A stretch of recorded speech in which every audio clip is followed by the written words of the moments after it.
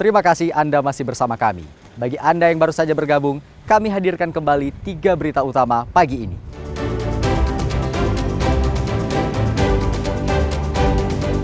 Seorang pemuda di Aceh Utara menyaru sebagai anggota polisi dan petugas BNN diduga menipu sejumlah warga dengan berbagai janji akhirnya ditangkap.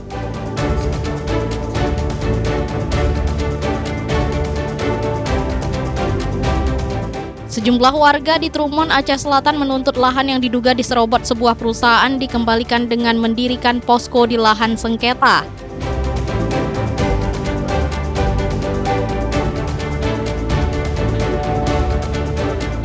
Kenaikan harga bahan pokok di Kota Langsa mulai berdampak pada penjual makanan yang harus mengakali agar bisa bertahan.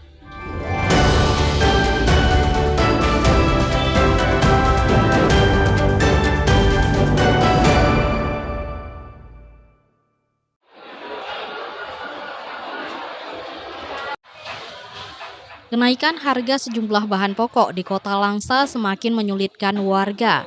Tak terkecuali para penjual sarapan pagi.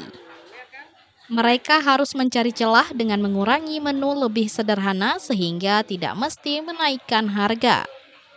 Penjual sarapan harus menanggung beban akibat kenaikan harga kebutuhan pokok. Pedagang harus mengurangi takaran per porsi agar bisa bertahan. Para pedagang kecil juga harus berjuang, menjaga cita rasa dan kebiasaan pelanggan. Sajian sarapan yang hangat tetap harus disediakan meski untungnya sedikit. Kalau cabai sekarang bagian sayur lumayan, ikan yang paling mahal. Ikan, beras, minyak, sayur, telur, itu yang paling mahal.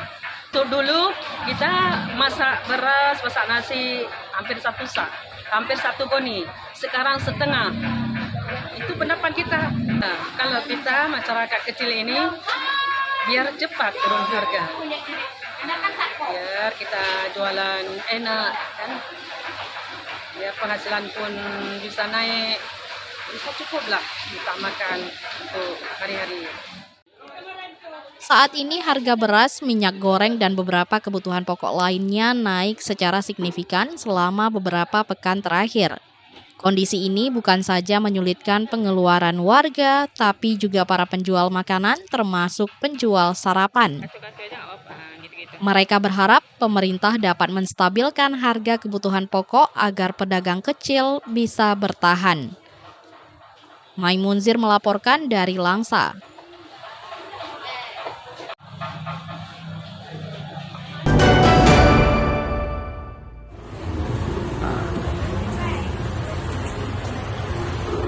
Meski di beberapa daerah harga sejumlah bahan pokok naik, di Kabupaten Nagan Raya justru stabil. Di Pasar Impres Simpang Pet, bahan kebutuhan pokok masih dijual normal. Masih stabilnya harga bahan pokok lantaran pasokan lancar atau mencukupi kebutuhan.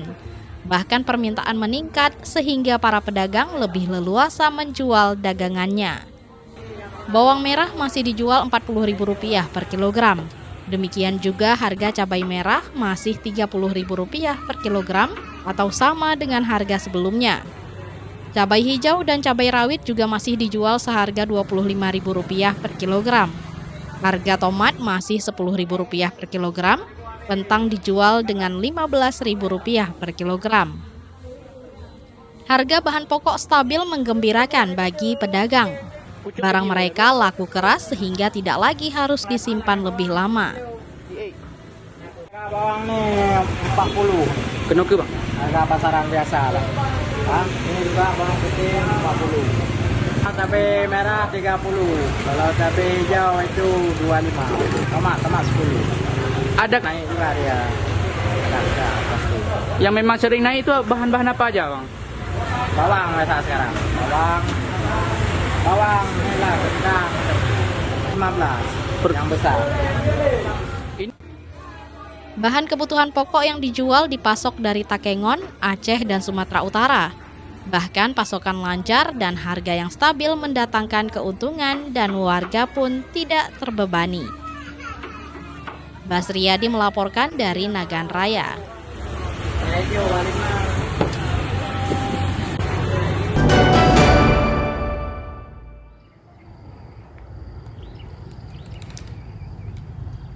Pembangunan sekolah rakyat di Kota Lok Sumawe masih terkendala anggaran.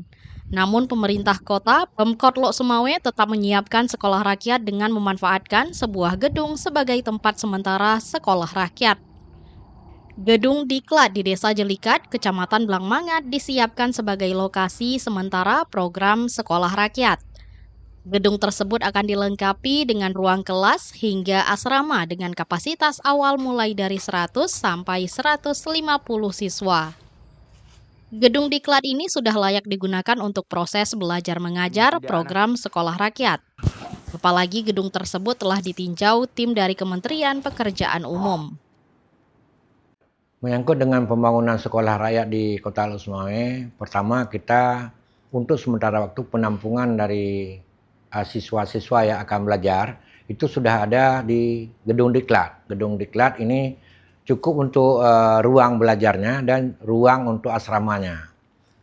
Sedangkan untuk pembangunannya kita sudah siapkan lahan juga di pilot project itu ada sekitar 10 hektar yang dulunya direncanakan di Belang Panjang itu 20, cuma karena kontur tanah yang berbukit itu dialihkan ke Jelikat yang di pilot project itu. Dan itu tanahnya datar dan siap untuk dibangun kapan saja. Jadi ini karena untuk pembangunan itu kan diharapkan kita cuma menyediakan lahan. Sedangkan untuk pembangunannya akan dibangun oleh Kementerian Sosial.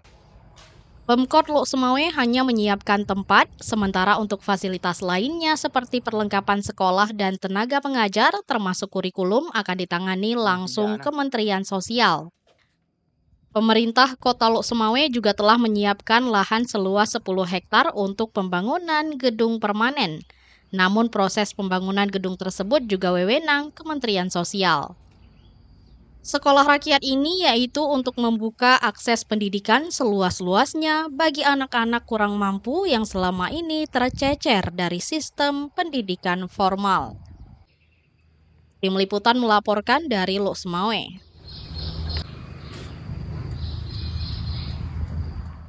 Saudara, informasi tadi sekaligus menutup berita Aceh hari ini. Saya Akbar Hazana beserta tim redaksi yang bertugas mengucapkan terima kasih. Sampai jumpa. Wassalamualaikum warahmatullahi wabarakatuh.